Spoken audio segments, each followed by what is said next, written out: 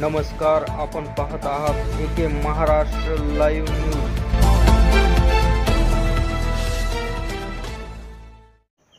दिनांक 10 सप्टेंबर रोजी तलवाडा येथील कब्रिस्तानवर अतिक्रमण हटवण्यासाठी 500 ते 600 मुस्लिम बांधवांचे तहसील कार्यालयावर बेमुदत उपोषण करण्यात आले।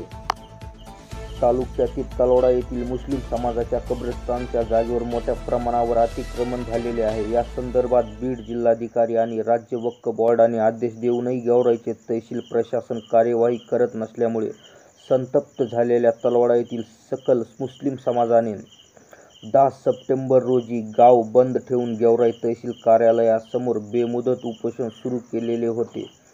मयत व्यक्तीला घेऊन जाण्याची डोली तहसील कार्यालयाच्या दारात आणून ठेवण्यात आलेली होती।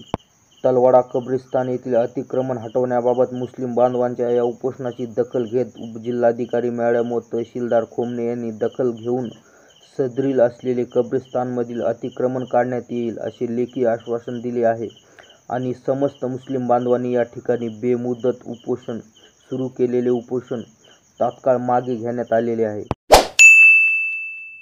दररोजच्या नवनवीन अपडेट्स पाहण्यासाठी आमचे एके महाराष्ट्र लाईव्ह न्यूज सबस्क्राईब करायला विसरू नका। मी मुख्य संपादक आकाश कांबळे।